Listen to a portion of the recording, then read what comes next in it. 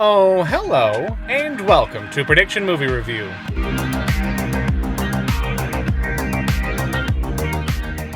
Hey guys, my name is Dylan. Armed with only a trailer and the first part of a movie, I'll attempt to prove just how lazy Hollywood has become. Be it the non-stop sequels, prequels, or reboots, or the generic stories, plot twists, tropes, and horrible marketing campaigns that show way too much. We have had an influx of monster fighting movies released recently, and if I'm being honest, it is awesome. Godzilla vs. Kong was great, Mortal Kombat was meh, and there was another one that got hidden in the midst of the pandemic, and it's also a video game movie. Oh good, because those always turn out great. It's the Prediction Movie Review for Monster Hunter. This is gonna be good! I think we might have the wrong trailer here. Just one second. Let's try this. I believe that the answers we both seek lie here. Remnants of ancient civilization. Okay, that's a bit closer, but still not right. Captain, do you have any idea what those markers are? Hey, now we're talking. Move!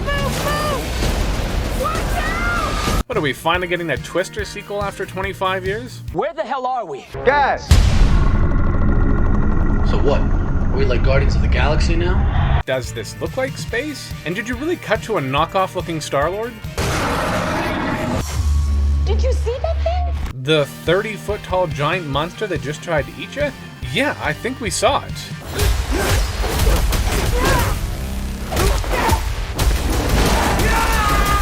Stop! Please, do you know how many times I asked my brother to stop while he was beating me up? That doesn't work. I will show you the trick that does. Mom!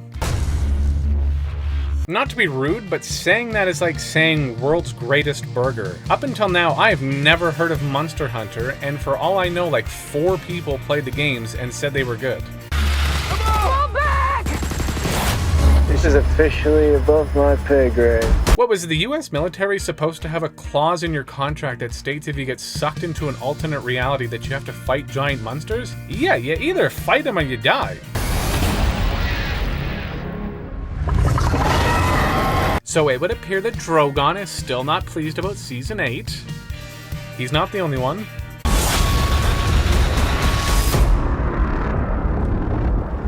Damn, Milla got her name on the title card of the movie. What, is she sleeping with the director? Oh, yep, that's a Sony film, all right. I watched 4, count them, 4 trailers, and every single one ended with a PS5 advertisement. Please buy the PS5 if you can find it. I legit have no clue what to expect. I've never played the games. I'm not a very big video game guy in the first place, unless you count Tiger Woods PGA Tour 2012. It's true, I once won 6 Masters one summer, rather than actually golfing or being outside or around people. I live a sad life. Trailer done, now on to the first part of the movie, and then we'll come back and make some predictions.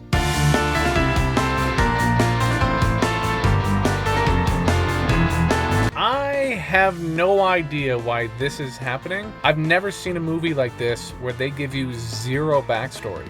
And I'm not trying to play this up for funsies either. I get there's a video game world that people know and love, but this is a movie and you have to prepare for the fact that not everyone is going to know what's going on.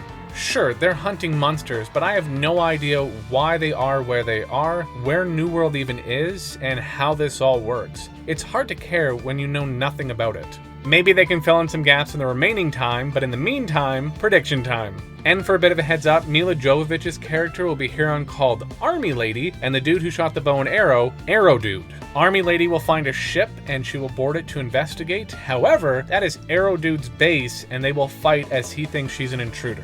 Arrow Dude and Army Lady will both realize they're fighting for good, and he will fill her in on what's going on. He will also train her to be a monster hunter. That's right, we're getting it. Sports training montage! And he will also give her her fire sword things. They must need something important from the spider's lair because we see that they use Army Lady as bait and Arrow Dude kills one. There is no reason why they would go back to that area, and especially at night when they're running about, so it must be crucial. The Chinese trailer alone has given us more story than the entire first third of this movie. We see that the captain from the ship in the beginning, along with Army Lady, Arrow Dude, and the rest of the crew crew are all walking towards the big tower. Yeah, spoiler alert. So they obviously survived and are reunited with Arrow Dude, and the voice we hear says the answers they seek is the technology that the creatures protect. For Army Lady, the answer is a way back home and to close the portal for good. The whole crew will get to the top of the tower and have a wild battle with Rathalos, and we see that it's shooting flames, and as it is, all of the stones are lit up.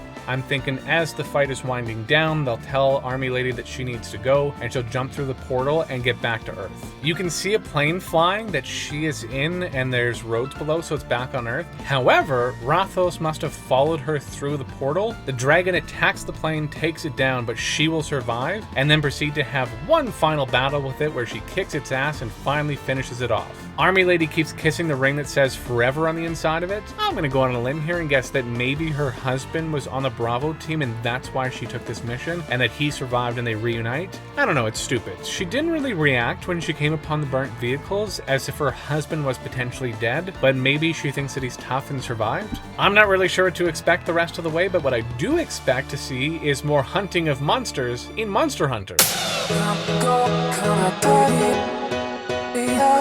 So, I don't know how you make a movie and not tell us anything about the characters, the monsters, the world the story you're telling us takes place in, or just anything in general.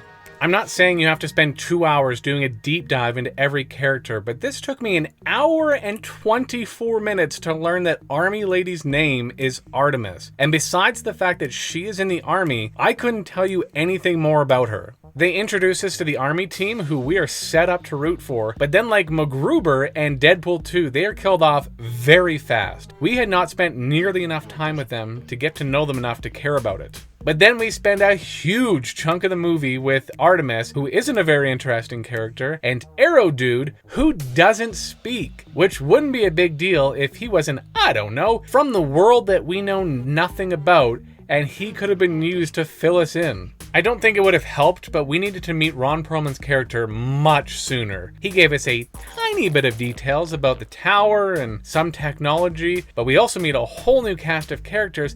But screw it, you don't need to know their names. I really didn't have much to go off of when making my predictions, and the movie didn't give us much more, but let's check in with the predictions and see how they turned out. Artemis does stumble upon a ship, and Arrow Dude isn't too happy about that. They have a fight, and rather than stopping to realize they might be on the same side, he kidnaps her, and they fight again later on, only to then realize they don't need to be doing that. Arrow Dude don't speak, so we get no backstory, but he does lead us into a sweet Sports training montage. They both go to the spider's lair after coming up with the extremely smart plan of killing Diablos with the spider venom. As spoiled in the Chinese trailer, Ron Perlman and his crew survive and just never thought to go back to look for Arrow Dude or he them, but they reunite and set off for the tower together. Once they get to the top, they have a very short and not very entertaining fight with Rathalos. Artemis does jump through the portal, and hooray, she's made it back to Earth.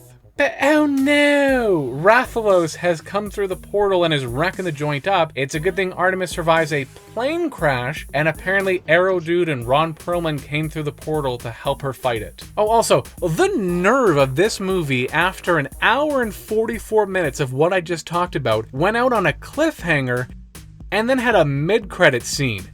Do you really think after everything that just happened I'm excited for a sequel? No!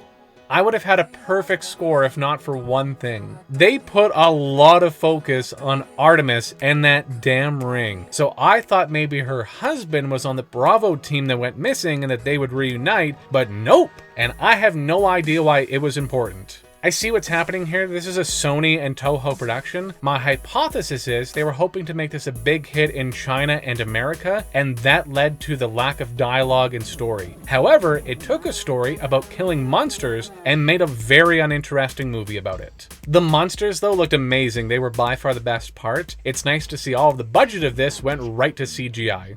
And shout out to Sony for being Sony and advertising to us the only way they know how, not subtle.